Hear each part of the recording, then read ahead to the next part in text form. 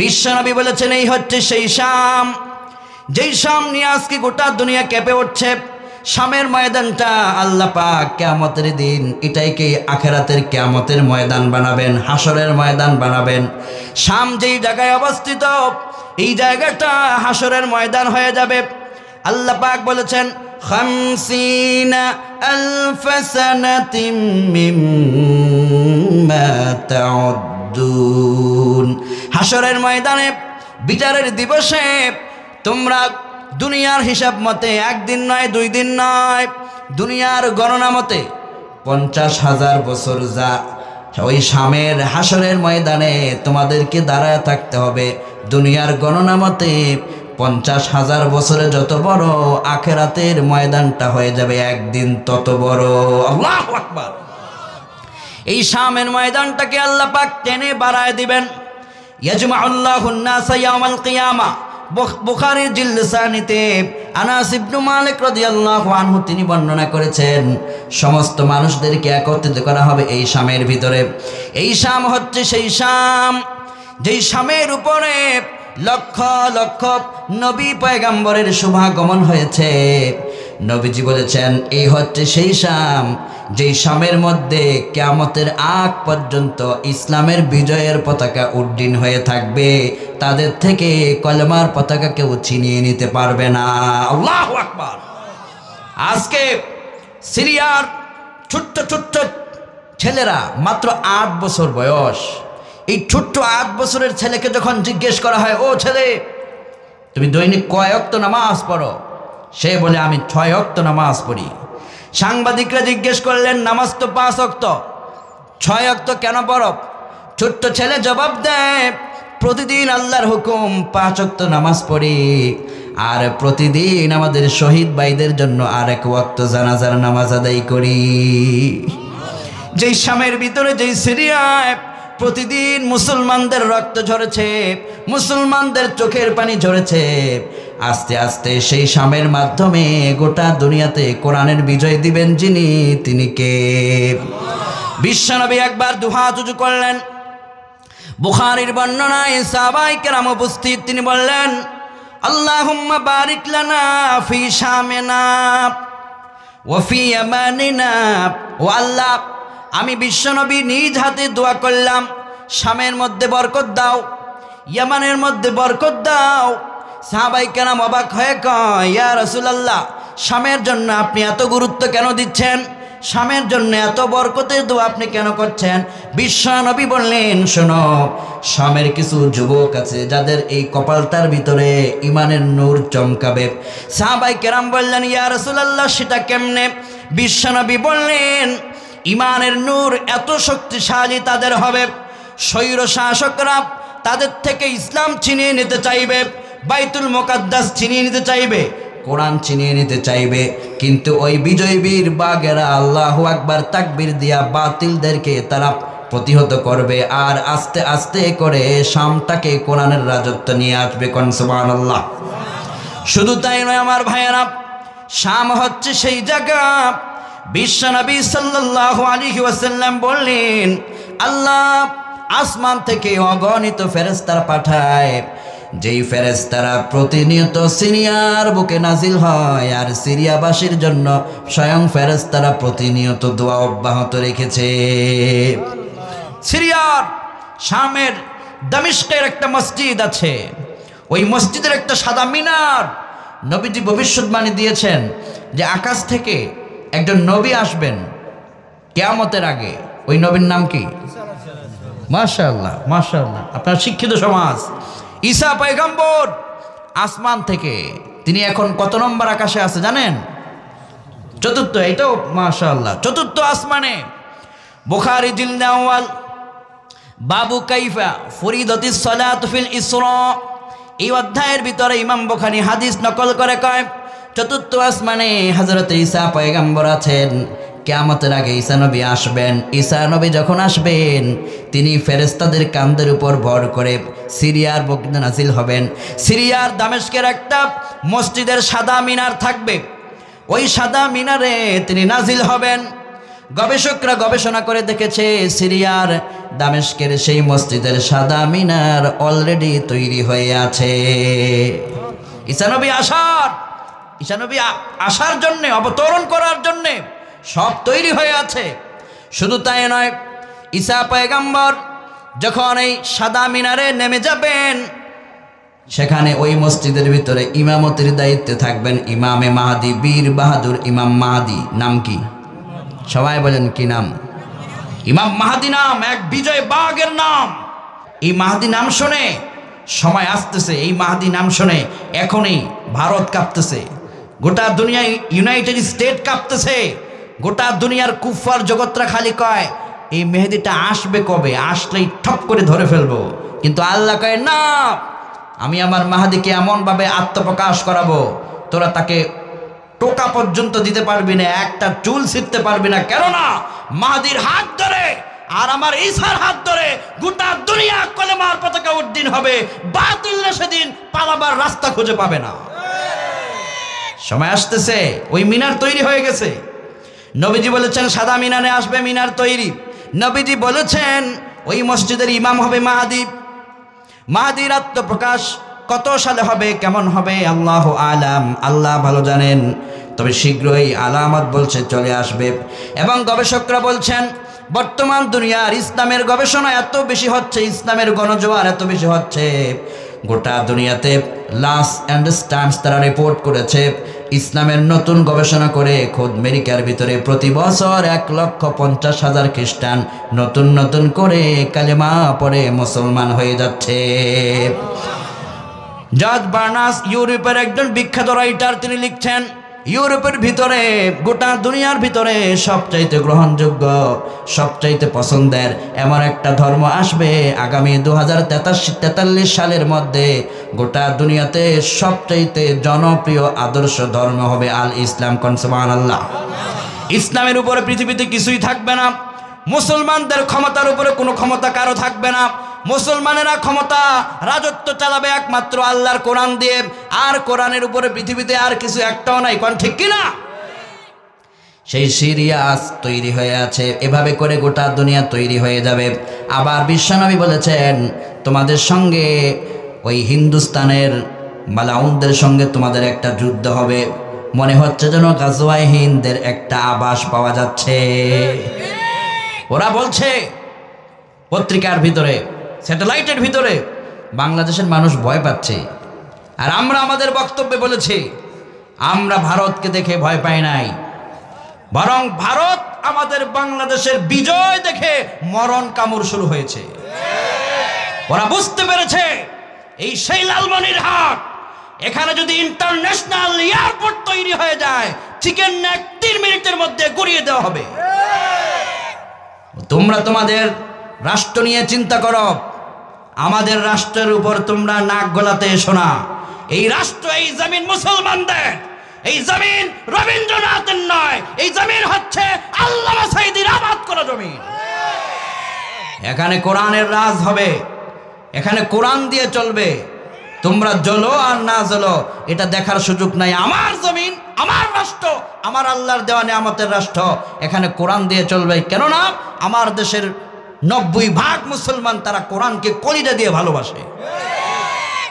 এরপরে ওরা বলছে মুসলমান বাংলাদেশ থাকবে না, বাংলাদেশ থাকবে না, বাংলাদেশ থাকবে না, বাংলাদেশ থাকবে না যাবে। এটা বলার ক্ষমতা তোমাকে কে দিয়েছে? বাংলাদেশের রাজত্ব ক্ষমতার মালিক আমার আল্লাহ। আমার আল্লাহ রাখবে কিনা এটা আমার আল্লাহর ফয়সালা। তোমরা আমাদেরকে কিসের হুঙ্কার দেখাও? আমরা তো সেই জাতি যারা আমরা মোহাম্মদ বিন কাসেম 17 বছরের তরুণ যুবক, ভারতের বুকে স্বৈরাচারীদেরকে পতন ঘটিয়ে কোরআনের রাজ প্রতিষ্ঠিত করেছিল। বছরের পর বছর ভারতের ভিতরে আল্লাহর কোরআনের রাজ চলেছিল। তোমরা আমাদেরকে সেই ইতিহাস মনে করিয়ে দিচ্ছ। আমার বাংলাদেশে এমনও তরুণ আছে, এখনো আছে, যেই তরুণরা চায় যদি গাজওয়ায়ে হিন্দের ডাক আসে, তারা জিহাদের ময়দানে তাদের তাজা রক্ত দিয়ে আল্লাহর কোরআন প্রতিষ্ঠার জন্য তারা প্রস্তুত। কোন ঠিক কিনা? এ তরুণ যুবকেরা, বিশ্বনবী বলেছেন ইসাবাতানি মিন উম্মতি, দুই উম্মতের জন্য আল্লাহ জাহান্নামের আগুনটা এখনই হারাম করে দিয়েছে। আল্লাহু আকবার। উম্মতের মধ্যে দুইটা শ্রেণী, তাদের জন্য জাহান্নামের আগুন হারাম হয়ে গেছে। ইসাবাতুন তাগজুল হিন্দ ওয়া ইসাবাতুন তাকুনু মা'a ঈসা ইবনে মারইয়াম। নাসাইর বর্ণনায় বিশ্বনবী কয়, থাওবান রাদিয়াল্লাহু আনহু বর্ণনা করেছেন, দুই শ্রেণীর আমার উম্মতের জন্য আল্লাহ জাহান্নাম হারাম করেছেন। এক উম্মত যারা ঈসা নবীর অনুসারী হবে। ঈসা যখন পৃথিবীতে আসবেন কিয়ামতের আগে, ঈসা নবীর সঙ্গী হয়ে যারা ইসলামের পক্ষে যুদ্ধ করবে, আল্লাহ তাদের জন্য জাহান্নাম হারাম করে দিয়েছেন। বিশ্বনবী বলেছেন, ইসাবাতুন তাগজুল হিন্দ, যারা হিন্দুস্তানের সঙ্গে যুদ্ধ করবে, আমার আল্লাহ ওই সমস্ত বীর যোদ্ধাদের জীবনের সব গুনাহ মাফ করে তাদের জন্য জান্নাত ওয়াজিব করে দিয়েছেন। নবীজি বলেছেন, হিন্দুস্তানের যুদ্ধটা বড় ভয়াবহ হবে। সাহাবায়ে কেরাম বললেন, এই যুদ্ধের মর্ম কেমন হবে, মান সম্মান কেমন হবে? আল্লাহর হাবিব বললেন, বদরের প্রান্তে যারা শহীদ হয়েছে, গাজওয়ায়ে হিন্দে যারা অংশগ্রহণ করবে, বদরের সাহাবীদের মতো মর্যাদা আল্লাহ গাজওয়ায়ে হিন্দের ওই যুবকদেরকে আল্লাহ পাক দান করে দিবে। আবার বিশ্বনবী বলেছেন, গাজওয়ায়ে হিন্দের সময় মুসলমানদের মধ্যেই তিনটা দল হবে। কয়টা দল? বর্তমানে আমার দেশের মুসলমানদের ভিতরেও তিনটা দল। নবীজি বলেছেন, গাজওয়ায়ে হিন্দের সময় মুসলমানদের ভিতরে তিনটা দল হবে। এক নম্বর দল থাকবে যারা মসজিদে যাবে, নামাজও পড়বে, আবার ভারত প্রেমিক দেখাবে, নাস্তিকদের প্রতি খুব মায়া কান্না হবে। এরকম আছে না নাই? ওরা নামাজও পড়ে, আবার নাস্তিকদেরকে প্রমোটও করে। এরকম মুনাফেক আছে না নাই? নবীজি বলেছেন, ওই মুনাফেকেরা গাজওয়ায়ে হিন্দের দামামা যখন বেজে উঠবে, তখন তারা হিন্দুস্তানের হিন্দুদের সঙ্গে হাত মিলাবে। বর্তমানে কারা হিন্দুদের সঙ্গে হাত মিলাইয়া ইসলামের বিরোধিতা করে, এটা আপনারা ভালো করেই জানেন, কোন ঠিক কিনা? নবীজি বলেছেন, তারা হিন্দুদের সঙ্গে, ইসলাম বিরোধীদের সঙ্গে হাত মিলাবে, তারা পালিয়ে যাবে। দুই নম্বর দল, এই সমস্ত মুসলমানেরা, তারা দুনিয়ার কোনো কাফিরদের শক্তিকে ভয় পাবে না, যুদ্ধ চালিয়ে যাবে, সংগ্রাম চালিয়ে যাবে। নবীজি বলেছেন, এই দলটা শহীদ হয়ে যাবে, তাদের রক্তে এত রক্ত ঝরবে। নবীজি বলেছেন, জমিনের ভিতরে পা রাখলে টাকনু পর্যন্ত যেমন হবে, এই পরিমাণ পুরা জমিনটা রক্তে লাল হয়ে যাবে, এত রক্ত ঝরে যাবে। এরপর আল্লাহর হাবিব কয়, আমার উম্মতেরা ইসলামকে এত ভালোবাসবে, ইসলামের জন্য এত রক্ত দেখার পরেও কেউ পিছু হটবে না, বীরের মতো তারা সামনে এগিয়ে যাবে। তাদের স্লোগান থাকবে আল্লাহু আকবার, বুকে থাকবে কোরআন। এটা করে তারা সামনে এগিয়ে যাবে। আল্লাহর হাবিব বলেছেন, খুব অল্প সময়ের ব্যবধানে আল্লাহ পাক ওই তৃতীয় শ্রেণী, যারা প্রথম শ্রেণী তারা ইসলাম থেকে খারিজ হয়ে যাবে, কাফিরদের সঙ্গে হাত মিলাবে। দ্বিতীয় শ্রেণী তারা সবাই শহীদ হয়ে যাবে। তৃতীয় শ্রেণীর একেবারে দুর্বল লোকেরা, অসহায় লোকেরা, গরিব শ্রেণীর মুসলমানেরা, তারা বলবে, জীবন দিয়ে দেব, তবুও ইসলামের কলমা কারো হাতে ছেড়ে দেব না। ওরা সামনে এগিয়ে যাবে। আল্লাহর হাবিব বলেছেন, গাজওয়ায়ে হিন্দের সময় ওই দুর্বল মুসলমানদের হাতে ইসলামের বিজয়ের পতাকা আল্লাহ উড়িয়ে দিবে। সেটা খুব শীঘ্রই হতে চলেছে। উলামায়ে কেরাম, গবেষকরা অনেকে মতামত দিয়েছেন যে খুব শীঘ্রই এটা আসতে পারে। নানান ধরনের বিভিন্ন দিকের আলামত দেখলেই এটা বোঝা যায়। এই জন্য তরুণ যুবকদেরকে বলবো, আজকে শাম দখল হয়েছে ইসলামের পতাকায়, এভাবে করে গোটা দুনিয়া আসবে, দুনিয়াতে ইসলাম ছাড়া কিছুই থাকবে না। বলেন ঠিক কিনা? আর ইসলামের পথে যারা আছে তাদের কি আল্লাহ পাক শান্তি দিবেন? আল্লাহ বললেন, ওয়ালাউ আন্না আহলাল কুরা আমানু واتقوا لفتحنا عليهم بركات من السماء والأرض। ঈমান লাগবে আর তাকওয়া লাগবে।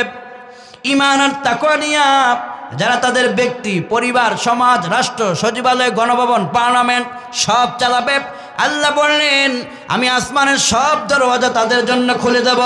সাহাবায়ে কেরাম বললেন দরজা কিসের? নবীজি বললেন ওই দরজা হলো রহমতের। রহমতের সব দরজা তাদের জন্য খোলা হবে, জমিনের সকল রহমতের দরজা খোলা হবে। যারা ঈমান আর তাকওয়া নিয়ে চলবে তাদের মাধ্যমে এই জমিনকে আল্লাহ উর্বর করে দিবেন। কোন সুবহানাল্লাহ। এজন্য আল্লাহ বলেছেন আন্নাল আরদা ইয়ারিসুহা ইবাদিয়াস সালিহুন। আন্নাল আরদা ইয়ারিসুহা, আরে এই জমিনের উত্তরাধিকারীরা তো কাফেররা নয়, মুশরিকরা নয়। আল্লাহ কয় আমার এই জমিনের একেবারে উত্তরসূরি, জমিনের রাজ্য ক্ষমতা পাওয়ার যোগ্য আমার আবেদ বান্দারা, যারা আমাকে গোলামি করে, আমার কাছে সেজদা করে, আমার জন্য জীবন যারা সবা দিতে চায়, আমার জন্য যারা কারাগারে যায়, আমার জন্য যারা ফাঁসির মঞ্চে যায়, আমি চাই যে তারাই আমার জমিনের নেতৃত্বে আসুক। কোন আল্লাহু আকবার। আল্লাহ কয় আমি আমার জমিনটা তাদের জন্য রেখে দিয়েছি। আন্নাল আরদা ইয়ারিসুহা ইবাদিয়াস সালিহুন। এজন্য সালেহ যারা ইমানদার, আমরা যারা মুমিন, আমাদের কাছে আল্লাহ পাক রাষ্ট্র ক্ষমতা দিতে চান। দাড়িওয়ালারা এই রাষ্ট্র ক্ষমতা চালাবে, কথা ঠিক কিনা কোন? যাদের ঈমান আছে, কোরআন আছে, রাষ্ট্র ক্ষমতা তারা চালালে ঈমানের সম্মান বৃদ্ধি পাবে। ঈমান কারো কাছে বিক্রি করা যাবে না, ঠিক কিনা কোন? আর আল্লাহ কয় যারা কষ্ট স্বীকার করে ঈমান নিয়ে আমার পথে পরিচালিত হবে, আল্লাহ বললেন আমি আল্লাহ পাক এমন বিজয় দান করব যেভাবে আমি আল্লাহ বিজয় দিয়েছিলাম খাইবারের দুর্গে। সুবহানাল্লাহ কোন? খাইবারের দুর্গের ভিতরে বিশ্বনবীর নেতৃত্বে খাইবারের দুর্গ দখলের জন্য পারমিশন এলো। সাহাবায়ে কেরাম প্রতিদিন যুদ্ধ করছেন। ও তরুণ যুবকেরা, যাদের বয়স 17-18, ও কলিজার টুকরা যুবকেরা, তোমাদের মতো ছোট্ট বয়সের হযরতে আলী ওই খাইবারের দুর্গ সে দখল করেছে। বিশ্বনবী সাহাবায়ে কেরামদেরকে প্রতিদিন দায়িত্ব দিচ্ছেন, দুর্গ কেউ দখল করে না, কেউ পারে না। এমন সময় আল্লাহর হাবিব বললেন আগামী দিন আমি এক মহাবীরের হাতে তরবারি তুলে দেব, যেই বীরকে আল্লাহ পাক সবচাইতে ভালোবাসেন, আমি নবী ভালোবাসি। সাহাবায়ে কেরাম মনে করলেন এই বীর মনে হয় হযরত আবু বকর। সুবহানাল্লাহ কোন? কিন্তু বিশ্বনবী পরের দিন আবু বকরের নাম বলেন নাই, ওমরের নাম বলেন নাই, বললেন আমার আলী কোথায়? সাহাবায়ে কেরাম বললেন আলীর চোখের ব্যথা হয়েছে, আলী যুদ্ধে আসতে পারবে না। বিশ্বনবী বললেন আলীকে ডেকে পাঠাও, কেননা আমি আল্লাহর নির্দেশ পেয়েছি এই দুর্গ আলীর মাধ্যমে দখল হয়ে যাবে। হযরত আলী তখন অসুস্থ, হাদিসে এসছে তিনি এতটাই দুর্বল হয়েছেন, বিছানা থেকে উঠতে পারছেন না, চোখ দিয়ে পানি পড়ছে, চোখের পেন, ব্যথায়। ইলেকট্রোলাইটের এক জটিল সংমিশ্রণ চোখের ভিতরে আছে, আধুনিক মডার্ন সায়েন্স বলছে ওই সংমিশ্রণে যদি কোনো রকমের ব্যত্যয় ঘটে, কোনো রকমের সমস্যা হয়, তাহলে দিন দিন পানি পড়তে শুরু করে, যদি সাথে সাথে চিকিৎসা না হয় চোখ অন্ধ হয়ে যেতে পারে। হযরত আলীর এই অন্ধত্বের রোগ ধরেছিল, বিছানা থেকে উঠতে পারেন নাই, চোখ থেকে অঝর দ্বারায় বেয়ে বেয়ে পানি পড়ছিল, চোখের যদি হযরত আলীর কমে যাচ্ছিল। বিশ্বনবী বললেন আলী উঠতে পারে না, সাহাবীরা তোমরা গিয়ে ধরে আমার কাছে হযরত আলীরে নিয়ে আসো। সাহাবায়ে কেরাম গিয়ে হযরত আলীকে নিয়ে এলেন। বিশ্বনবী হযরত আলীকে সামনে পেয়ে নবীজির হাত মোবারক দিয়ে হযরত আলীর চোখের ভিতরে রাখলেন, সাথে সাথে অপারেশনের মতো হযরত আলীর চোখটা ভালো হয়ে গেল। এবার আল্লাহর হাবিব বললেন তরবারি নাও আলী। আলী তরবারি নিলেন। বিশ্বনবী বললেন যাও, খাইবারের দুর্গ তোমার হাতে। হযরত আলী তিনি রওনা করলেন। হযরত আলীর সামনে তৎকালীন সময়ের পৃথিবীর সবচাইতে বীর বাহাদুর কাফেররা যাদের সবচেয়ে বেশি ভয় পেত, কাফেররা যেই বীর বাহাদুরের হুঙ্কার শুনে কাফেরদের ক্ষমতার মসনদ কেঁপে উঠত। কাফেরদের নেতৃত্ব দিচ্ছিল মোরাহাব। মুসলিমের বর্ণনায় বিশ্বনবী কয় মোরাহাব কাফিরদের বীর বাহাদুর তরবারি নিয়ে হযরত আলীর সামনে গিয়া কয় আলী তুমি কি আমারে চেনো নাকি? আমি তোমার মতো এরকম লোকদেরকে হাতে গনি না। হযরত আলী কয় আপনি আমাকে গনেন না, তাতে আমার কোনো আপত্তি নাই, বলেন এই মুহূর্তে আপনার আমার সঙ্গে লড়াই শুরু হওয়া যাক। এবার মোরাহাব কয় আলী এখন তোমার সুযোগ দেই, তোমার পিতাকে আমি চিনি, তোমার চাচাকে আমি চিনি, আর মুহাম্মদ সাল্লাল্লাহু আলাইহি ওয়াসাল্লামকেও আমি চিনি, সবাই আমার বীরের ক্ষমতা জানে। তুমি আমার সামনে লড়াই করতে এসো না, তুমি এতিম হয়ে যাবে, তুমি তোমার বন্ধুদের থেকে আলাদা হয়ে যাবে, তোমার কল্লা দ্বিখণ্ডিত হয়ে যাবে। মৃত্যুর ভয়কে আলী পাও না। হযরত আলী কয়, আমাকে মৃত্যুর ভয় তুমি দেখাও, তুমি মনে রেখো আমি আমার জীবনটা আমার আল্লাহর দরবারে দিয়ে রেখে এসেছি। আমার জীবনের মালিক আমার রব, আমার ভয় দেখে লাভ নাই। এবার মোরাহাব কয়, আলী তোমার দেহের মধ্যে গোস্ত নাই, চিকনা ছিলেন। এই চিকনা মানুষ রাস্তা দিয়ে হেঁটে গেলে মানুষ কয় এত চিকনা, যদি তুফান আসে ভয়ঙ্কর বাতাসের ভিতরে চিকনা মানুষ এই তুই এখন বেরোইস না, চিকনা মানুষ তোর বাতাসে উড়ে লয়ে যাবো গা, ঠিক কিনা কন? চিকনা মানুষকে মানুষ দেখলে মনে করে ওর গায়ে শরীর না, ওর গায়ে শক্তি নাই, কিন্তু চিকনাদের শক্তির শরীরের ভিতরে শক্তি বেশি দেন যিনি, তিনি কে? কারণ তার ভিতরে চর্বি থাকে না, যা থাকে সব স্ট্রং থাকে। হযরত আলী স্ট্রং ম্যান। হযরত আলী এবার বললেন আমার শরীরে গোস্ত নাই, এটা দেখে আপনি আমার তিরস্কার করছেন, এবার তরবারি দিয়ে লড়াই হবে। মোরাহাব কয় তাহলে আমারে আঘাত করো। মোরাহাব আর কয় আলী তৃতীয়বার তোমাকে একটা সুযোগ দেই, এই যুদ্ধের ময়দান থেকে তুমি পালিয়ে যাও, তুমি পালিয়ে গেলে আমার হাত থেকে বেঁচে যাবে, আমি কোনোদিন তোমার সামনে তরবারি উঠাবো না। হযরত আলী আবার জবান খুলে বাহাদুরের মতো জবাব দেয়, মোরাহাব এই দুনিয়ার কাফের বেঈমানেরা তোমার মতো বীর বাহাদুরের হুঙ্কারকে ভয় করতে পারে, কিন্তু আমি আলী তোমাকে বিন্দু পরিমাণ ভয় করি না।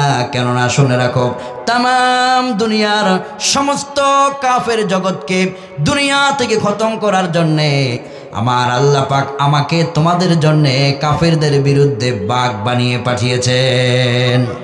তরবারি দিয়ে লড়াই হবে, আলীর শরীরে কিছু নাই।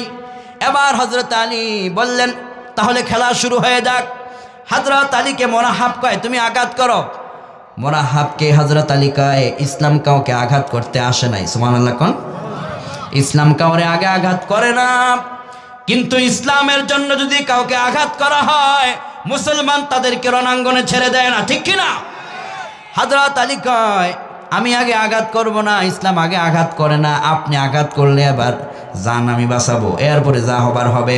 এবার মোরাহাব তরবারি নিয়ে, হযরত আলী ছোট্ট মানুষ, তার কল্লা দ্বিখণ্ডিত করার জন্যে ঘাড়ের উচ্চাংশে তিনি আঘাত করতে লাগলেন। হযরত আলী তার তীক্ষ্ণ মেধা আর বুদ্ধিমত্তার মাধ্যমে আল্লাহু আকবার তাকবীর দিয়া ঘাটটাকে অন্যদিকে সরিয়ে নিলেন। মোরাহাবের তরবারিটা জমিনের ভিতরে গিয়া তার তরবারির মুঠাটা পর্যন্ত জমিনের ভিতরে গেড়ে গিয়েছে। হযরত আলী বেঁচে গেলেন। এমত অবস্থায় হযরত আলী তরবারিটা উঠাইয়া আল্লাহু আকবার তাকবীর দিয়া এক হুঙ্কারের সামনে এগিয়ে গেলেন। পৃথিবী বিখ্যাত কাফিরদের নেতৃত্ব দিচ্ছিল যে মোরাহাব, তার কল্লাকে খাইবারের দুর্গে দখল হয়ে গেল। আল্লাহু আকবার। তার কল্লা দ্বিখণ্ডিত হয়ে গেল, দুর্গ দখল মুসলমানদের দখলে নেমে আসলো। বিশ্বনবী পরের দিন সাহাবায়ে কেরামদেরকে বললেন তামাম দুনিয়ার ভিতরে মুসলমানদের সংখ্যা দিয়ে তোমরা গণনা করবা না, শরীরের ভিতরে গুস্ত আছে কিনা এটা নিয়ে তোমরা গণনা করবা না, মুসলমানদের গণনা হবে ঈমান দিয়া। ঈমানের শক্তি মুসলমানদের যত বেশি হবে গোটা দুনিয়ার কাফিরেরা মুসলমানদেরকে তত বেশি ভয় পাবে। আজকে শামের বীর যোদ্ধাদের হুঙ্কারে সে দেশের স্বৈরাচারীরা পালিয়ে যেতে বাধ্য হয়েছে। গোটা দুনিয়াতে এমন এক সময় আসবে ইসলামী আল্লাহু আকবারের আওয়াজে সমস্ত স্বৈরাচারীদের পতন হবে, বিজয় হবে, মহাবিশ্বের মহাবিশ্বয় আল কোরআনের বিজয় ইনশাআল্লাহ।